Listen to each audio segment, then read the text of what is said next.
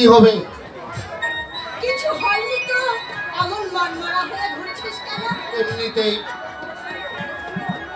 তোর তোর বাবার সঙ্গে দেখা হয়েছিল? হ্যাঁ হয়েছে। কি বললে? কি বলবে আবার? তুই এমন কটাক কটাক করে কথা বলছিস কেন? তুমি আমাকে বিরক্ত করো না মা, আমার মন মেজাজ একদম ভালো নেই। বাবলু, আমি আমি তোমার কাছে হাত জোর করে মিনতি করছি মা, তুমি আমাকে দ্বিতীয়ত কোনো প্রশ্ন করো না। শুধু একটা কথা মনে রাখো, অসীম আকাশ কোনোদিন মাটির কি সবাইকে বলবে না তুমি আমার বন্ধু, ওই সাগর কোনোদিন খারাপ বলবে না আমার দেহ থেকে তোমার সৃষ্টি।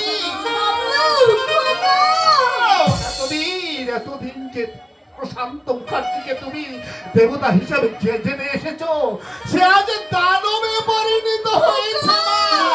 অত্যই তার কাছে সব কিছু, অত্যের নিচে চাপা পড়ে গেছে প্রশান্ত মুখার্জির স্নেহশীল মন, অত্যই তার কাছে পরমাত্ম। মাগো, আমার বাবার চোখে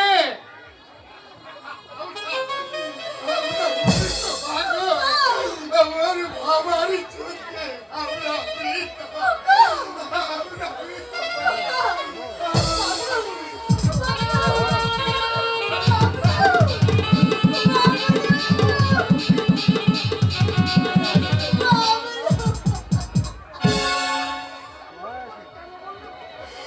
এমন করে কেন বললো বাবলু? তাহলে কি তাহলে কি আমার বাবলুকে উনি চিনতে পারেনি?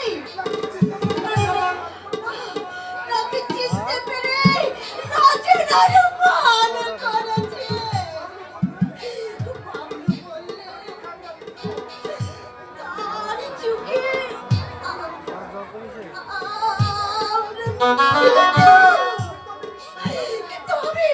আমি বিশ্বাস করি না, আমি বিশ্বাস করি না। আমার কথা উনি কখনো ভুলতে পারেন না। কে কে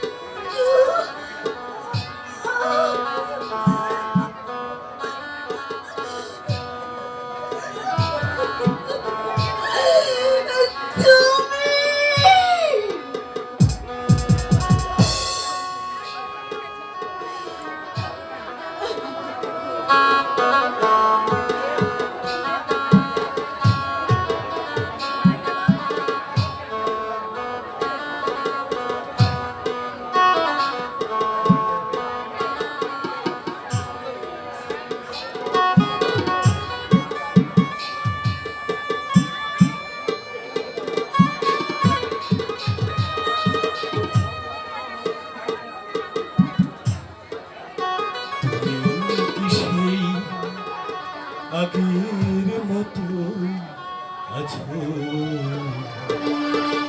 নাকি অনেকখানি বদলে গেছো? জানতে ইচ্ছে করে, খুব জানতে ইচ্ছে করে।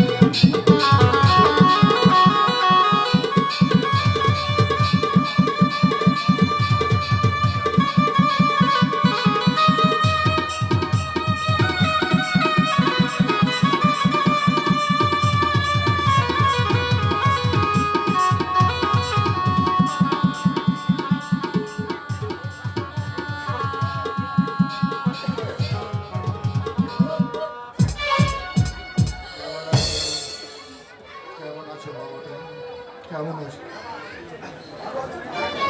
ভালো আছো তুমি? ভালো আছি, ভালো আছি মমতা।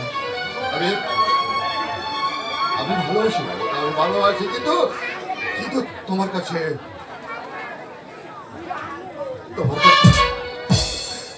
তোমার কাছে ক্ষমা চাইবার মুখ আমার নেই মমতা।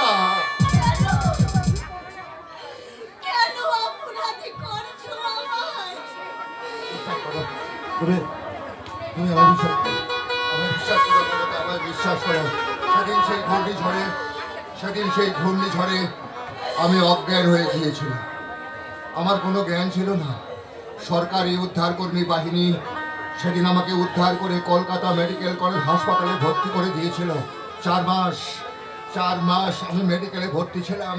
যেদিন ডাক্তার বাবুরা মেডিকেল থেকে আমাকে ছেড়ে দিল, সেদিন মেডিকেল থেকে বের হয়ে পাগলের মতো সারা কলকাতা শহর আমি তোমাদের তন্ন তন্ন করে খুঁজে বেরিয়েছি, কিন্তু কোথাও আমি তোমাদের খুঁজে পাইনি মমতা।